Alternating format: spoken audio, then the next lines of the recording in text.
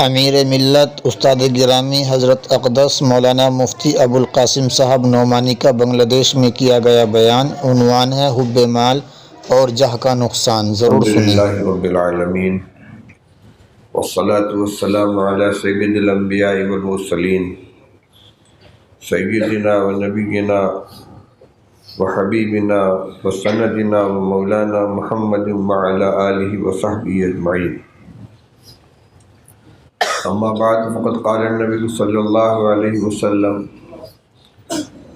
ما ذئبان جائعان ارسلا فی غنم بأفسد لها من حب الرجل لماله وشرفه لدینه او کما قال علیہ الصلاۃ والسلام۔ محترم علماء کرام، بزرگان ملت، طلبہ عزیز، حاضرین مجلس، ہمارا یہاں مسجد کے اندر اکٹھا ہونا، جہاں رمضان المبارک کی مخصوص عبادت اعتکاف کا اجر و ثواب حاصل کرنا اور اعتکاف کی برکات سے مالا مال ہونا ہے، وہیں بڑا مقصد یہاں کے خانقاہی نظام سے مستفید ہونا اور اپنی اصلاح کرنا ہے۔ اصلاح کا مقصد یہ ہے کہ ہمارے اندر جو اخلاق رذیلہ ہیں وہ ہمارے اندر سے نکلیں، ان کی جگہ اخلاق حسنہ ہمارے اندر پیدا ہوں۔ میں نے ابھی آپ کے سامنے نبی کریم صلی اللہ تعالیٰ علیہ وسلم کی ایک بہت اہم روایت پیش کی ہے، جس میں اللہ کے رسول صلی اللہ علیہ وسلم نے انسانوں میں پائے جانے والے دو رذیلوں کا ذکر کیا ہے اور ان کی تباہ کاری کا نقشہ کھینچا ہے، اور یہ دونوں رذیلے، دونوں اخلاقی برائیاں عام طور پر ہمارے اندر پائی جاتی ہیں، خواہ ہمیں ان کا احساس ہو یا نہ ہو۔ وہ دو رذیلے کیا کیا ہیں؟ بہت صاف اور واضح الفاظ میں حب مال اور حب جاہ، مال کی محبت اور جاہ کی محبت، یہ دو رذیلے ہیں، دو اخلاقی خرابیاں ہیں جو انسان کو تباہ کرتی ہیں، اور انہی کی بنا پر دیگر بہت سی خرابیوں کا آدمی شکار ہو جاتا ہے، بہت سی اخلاقی خرابیوں کا بھی شکار ہوتا ہے اور عملی خرابیوں کا بھی شکار ہوتا ہے۔ حب جاہ یعنی اپنی عزت کی فکر کہ میں سب سے زیادہ معزز رہوں، لوگ میرا احترام کریں، میری عزت کریں، میرے ساتھ اعزاز و اکرام کا معاملہ ہو، اور خود اپنے کو بڑا سمجھنے لگتا ہے انسان کہ میں اس کا مستحق ہوں کہ میرے ساتھ اکرام کا معاملہ ہونا چاہیے۔ اسی سے تکبر پیدا ہوتا ہے، اسی سے اعجاب نفس پیدا ہوتا ہے، اسی سے آدمی مشوروں سے، جس کا شریعت میں حکم دیا گیا ہے، اس سے دور رہتا ہے، مشورے نہیں کرتا۔ کیوں؟ اس لیے کہ میں سب سے زیادہ قابل ہوں، سب سے بڑا ہوں۔ اگر اس کے ساتھ کوئی معاملہ اس کے اپنے خود ساختہ مقام و مرتبے سے کچھ فروتر کر دیا جائے، کچھ کم کر دیا جائے، بھڑک اٹھتا ہے، میرے ساتھ تم نے ایسا معاملہ کیا، تم سمجھتے کیا ہو اپنے آپ کو؟ نہیں جانتے کہ تم جانتے نہیں کہ میں کون ہوں۔ یہ ہے حب جاہ۔ اور حب مال میں بہت مختصر کر رہا ہوں۔ اور حب مال ظاہر بات ہے، مال کے آنے میں، کمانے میں، جمع کرنے میں، پھر خرچ کرنے میں، سب میں وہی مال کی محبت ہی دخیل ہوتی ہے۔ اچھا، پھر مال کی محبت تو انسان کی طبیعت و فطرت میں رکھی گئی ہے۔ زُيِّنَ لِلنَّاسِ حُبُّ الشَّهَوَاتِ مِنَ النِّسَاءِ وَالْبَنِينَ وَالْقَنَاطِيرِ الْمُقَنطَرَةِ من الذهب والفضة والخيل المسومة والأنعام والحرث ذلك متاع الحیاة الدنیا۔ جتنی چیزوں کو اس میں شمار کیا گیا ہے اس سب کی محبت فطرت میں رکھی گئی ہے۔ حارث محاسبے کی کتاب میں حضرت عمر رضی اللہ تعالیٰ عنہ کا مقولہ لکھا ہوا ہے کہ پروردگار تو نے ان چیزوں کی محبت ہماری فطرت میں رکھ دی ہے، ہم کیسے ان سے بچیں؟ اس لیے یہ تو مطلوب ہے ہی نہیں کہ ان کی بالکل محبت نہ ہو، کیوں؟ محبت تو ہے، مطلوب یہ ہے کہ ان کی محبت کسی جگہ بھی اللہ اور اس کے رسول کی محبت اور ان کے حکم پر غالب نہ آنے پائے۔ قل ان کان آباؤکم و ابناؤکم و اخوانکم، میں حافظ نہیں ہوں، ذرا لقمہ دیتے چلیے، وازواجکم وعشیرتکم واموال اقترفتموها وتجارۃ تخشون کسادها ومساکن ترضونها احب الیکم من اللہ ورسولہ وجہاد فی سبیلہ فتربصوا۔ یہ ہے غلط، یہ ہے تمہارے باپ، تمہاری اولاد، تمہاری بیویاں، تمہارے بھائی، تمہارے مال، تمہارے مکانات، یہ چیزیں اگر تم کو اللہ اور اس کے رسول سے اور اس کے راستے میں جہاد کرنے سے زیادہ محبوب ہو جائے تو انتظار کرو۔ محبت اگر ان کی بالکل دل تک دیجیے گا، اگر ان کی محبت وہی نہ دل کے اندر، تو ان کی قربانی دینا یہ کار ثواب کیسے بنے گا؟ بھائی پیسہ خرچ کرتا ہے آدمی اللہ کے راستے میں، ثواب ملتا ہے نا؟ کیوں ملتا ہے؟ اس لیے کہ لن تنالوا البر حتی تنفقوا مما تحبون، محبوب چیز کو خرچ کرو گے تو اللہ کی رضا حاصل ہوگی۔ تو مال تو محبوب ہے، اگر بالکل محبت نہ ہوتی تو وہ فضلہ کی طرح سے ہوتا کہ جس کو آدمی خارج کرنے پر مجبور ہے۔ کوئی آدمی پیشاب پاخانے کی حفاظت نہیں کرتا، جلد سے جلد اس کو خارج کرنا چاہتا ہے۔ اس لیے مال کی محبت تو ہے اور رکھی گئی ہے طبیعت کے اندر، ان کی محبت غالب نہیں آنی چاہیے۔ لہذا اس طرح کی جو روایتیں جیسے میں نے ابھی آپ کے سامنے پڑھی کہ حب جاہ، حب مال کی مذمت کی گئی ہے، یہاں حب مال سے مراد یہی ہے کہ مال کی وہ محبت کہ جو غلط ہو، جو اعتدال سے آگے بڑھ جائے، جو حکم شرع کے اندر مانع اور حارج بننے لگے۔ اسی طرح اپنی عزت، جس کو عزت نفس کہا جاتا ہے، وہ بھی مطلوب ہے۔ آدمی کی اس کی اجازت نہیں کہ اپنے کو ذلیل کرے، عزت نفس کی حفاظت کرنی ہے، خواہ کے لیے اپنے کو ذلیل نہیں کرنا ہے۔ تو حب جاہ اور حب مال کا مطلب یہ ہوا کہ اپنے کو جو حد سے زیادہ آدمی جتنا مطلوب ہے اس سے زیادہ اپنی عزت چاہنے لگے، اور مال کی محبت اس سے زیادہ ہو جائے جتنے کی گنجائش ہے، یہ اس کے لیے تباہ کن ہے۔ اور کتنی تباہ کن ہے اس کے لیے اس روایت کو سنیے۔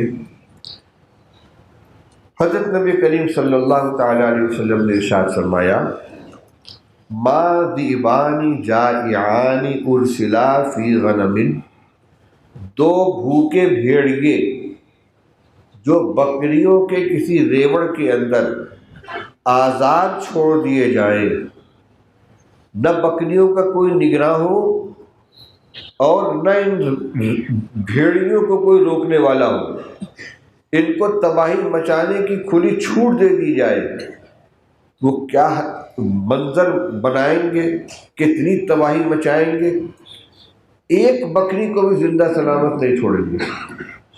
فرمایا کہ دو بھوکے بھیڑیے جو کسی بکری کے ریوڑ میں آزاد چھوڑ دیے جائیں، وہ ان بکریوں کو اتنا نقصان نہیں پہنچا سکتے جتنا حب مال اور حب جاہ آدمی کے دین کو نقصان پہنچاتے ہیں۔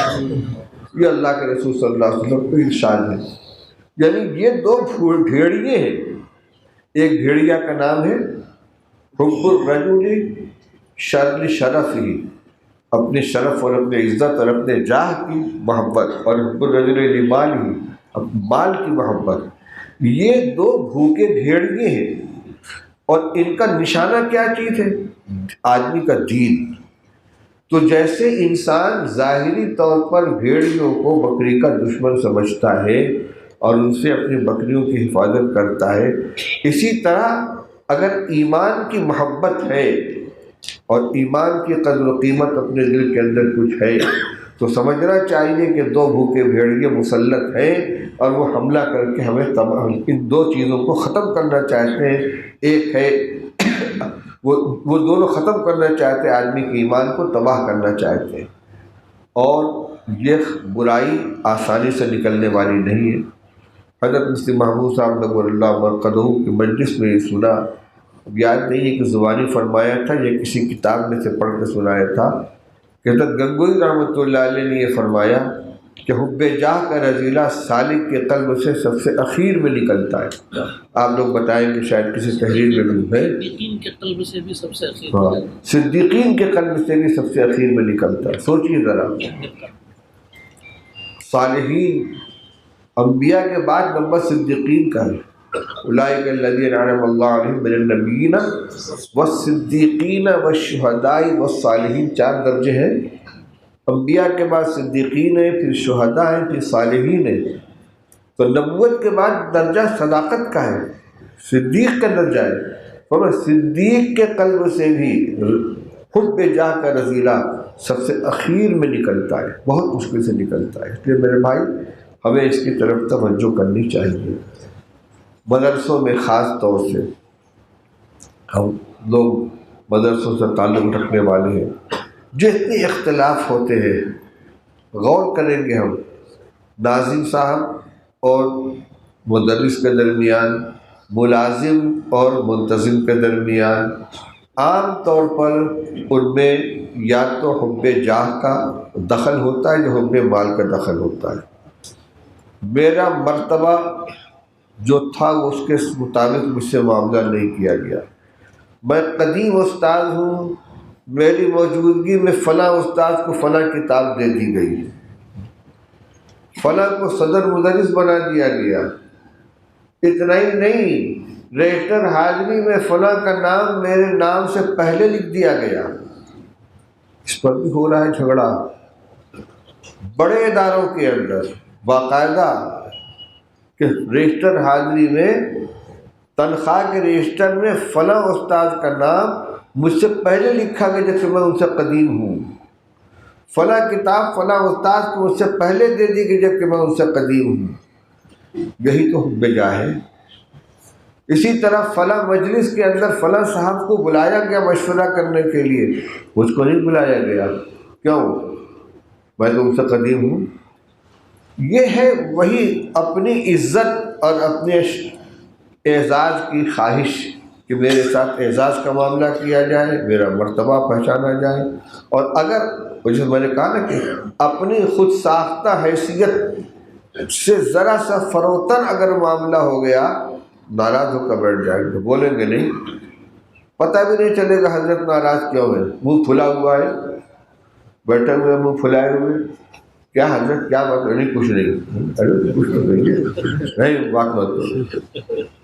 اسی طریقے سے تنخواہوں میں 10 روپئے کے لیے جھگڑا ہوتا ہے، تنخواہوں میں اضافہ، اجرت میں اضافہ، ترقی، سالانہ ترقی میں، بونس میں، گرانی الاؤنس میں، جہاں جہاں ان چیزوں کا تذکرہ ہے وہاں یہ جھگڑے ہوتے رہتے ہیں۔ تو میرے بھائی اور بزرگوں، ہم مدرسوں میں جو لگے ہوئے ہیں یہ تو حقیقت میں اپنی دینی خدمت انجام دینے کے لیے لگے ہوئے ہیں، کہتے تو ہم یہی ہیں۔ آپ سے پوچھا جائے کیا کہہ رہے ہیں؟ مدرسے میں خدمت کر رہا ہوں۔ خدمت کرنے والا خدمت کا صلہ بھی چاہتا ہے، تو خدمت کر رہے ہیں تو مخدوم ہماری خدمت قبول کر لے، اس کا احساس ہے، اس کا احسان ہے۔ ہم خدمت کریں اور اس کے بعد اس کا صلہ بھی چاہیں، اور یہ چاہیں کہ ہماری خدمت کا اعتراف کیا جائے، اور کہیں سے اس کے اندر کوئی کمی ہو جائے تو ہمیں شکایت ہونے لگے۔ ایسا نہیں ہونا چاہیے۔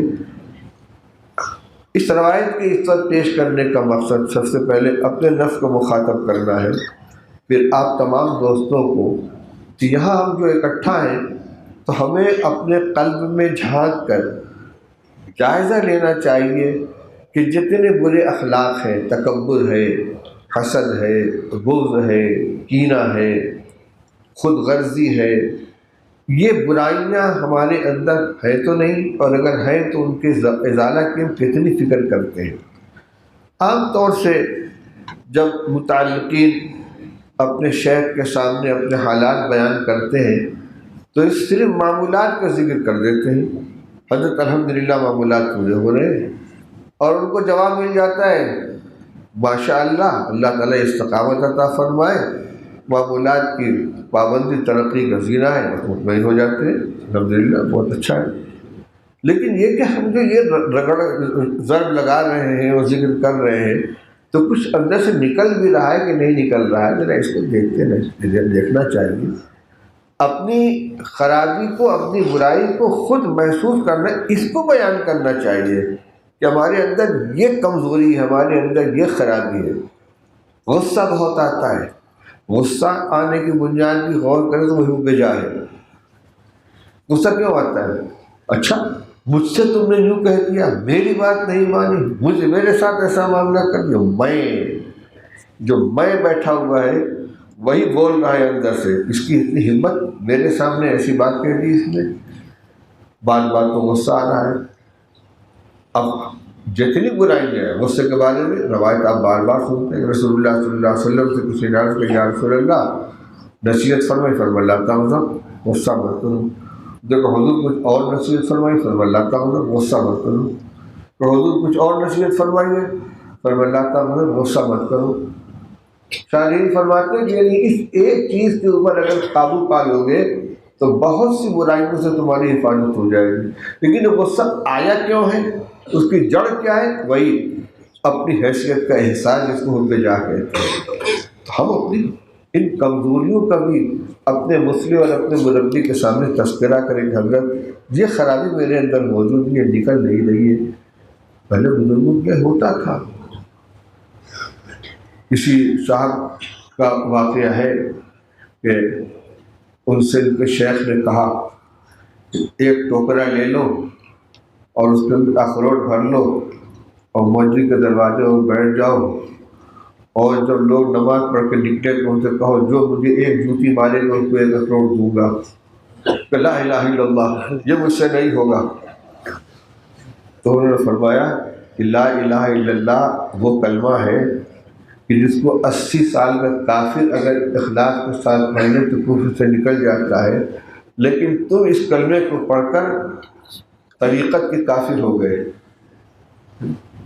یہی تو خناس ہے تمہارے دل کے اندر، جو تمہارے اندر سے نکل نہیں رہا ہے، اور چاہتے کیا تھے کہ حضرت آپ کے پاس جو دولت ہے مجھے مل جائے تاکہ میں اسے میں تقسیم کروں، یہ خواہش لے کر بیٹھے ہوئے تھے۔ جو کتابوں میں آپ تعلیم کے اندر سنتے رہتے ہیں، تو وہی جو اپنی بڑائی کا جذبہ اندر بیٹھا ہوا ہے، جاہ کی خواہش، جاہ کی پسند، اس کو نکالنا ہے، مٹانا ہے۔ پڑھو کیا یہ چیز تھی۔ اور بہت دور کے بچے ہمارے جو اکابر ہیں، حضرت گنگوئی رحمۃ اللہ علیہ، حضرت تھانوی رحمۃ اللہ علیہ، شیخ الحدیث رحمۃ اللہ علیہ، ہمارے حضرت مفتی محمود صاحب نور اللہ برکتہ، پہچانتا نہیں تھا کوئی اگر ناواقف آدمی کہ یہ کون ہے، ان کا مقام مرتبہ کیا ہے۔ اس لیے میرے بھائیوں، ہم جو ان بزرگوں کی جوتیوں سے تعلق رکھتے ہیں، اپنے اندر ان اخلاق حسنہ کو پیدا کرنے کی کوشش کریں، اخلاق رذیلہ کو نکالنے کی کوشش کریں، اپنی برائیوں کی نشاندہی کریں اور ان کا ذکر کر کے ان کا علاج تجویز کرائیں، اور جو علاج بتایا جائے اس پر عمل کرنے کی کوشش کریں۔ اور اس لیے کہ اس کا جو نقصان ہے اس کو سامنے رکھیں۔ روایت میں نے اسی لیے سنائی ہے تاکہ ہمیں ہمارے بات ذہن میں رہے کہ یہ کوئی اضافی قسم کی چیز نہیں ہے، بڑی مستحب کے درجے کی، کر لیں گے تو بہت اچھا نہیں۔ اگر یہ رذیلہ نہیں نکلا ہمارے اندر سے حب جاہ اور حب مال کا، تو دین کی جڑ کو ختم کر دے گا، بنیاد کو ختم کر دے گا۔ جیسے بھیڑیا بکریوں کی نسلوں کو ختم کر دینے والے، اسی طریقے سے حب جاہ اور حب مال یہ ہمارے ایمان کو، اسلام دین کو پورے کے پورے کو تباہ کر کے رکھ دے گا۔ اس لیے اس کو ہمارے اندر سے نکلنا چاہیے۔ علماء کے درمیان جو اختلافات ہوتے ہیں عام طور پر یہ حب جاہ کی بنیاد پر ہوتے ہیں، کوئی جھکنے کے لیے تیار نہیں ہوتا، لمبے لمبے عرصے گزر جاتے ہیں، ایک دوسرے سے بول چال بند ہے۔ ہر مدرسے کے اندر اختلاف، ہر مدرسے میں اختلاف، منتظمین اور اساتذہ میں اختلاف، بہت کم مدرسوں کے اللہ ماشاء اللہ کے جہاں سارے کے سارے ایک جیسے ذہن کے اور دماغ کے سب مل کے کام کر رہے ہوں، ورنہ کہیں نہ کہیں سے اندر کچھ نہ کچھ کھوٹ باقی رہتی ہے، اس کو ختم کریں، خادم بن کر رہے، انشاءاللہ اللہ تعالیٰ اس سے زیادہ عزت عطا فرمائیں گے۔ کوئی میری آواز آپ سن رہے ہیں، میں بات بول نہیں پا رہا ہوں، اس لیے آج نہیں تو اجازت دے دیں۔ اللہ تعالیٰ قبول فرما لے، مجھے بھی توفیق عطا فرمائے عمل کرنے کی، اور آپ حضرات کو بھی۔ وآخر دعوانا الحمدللہ رب العالمین۔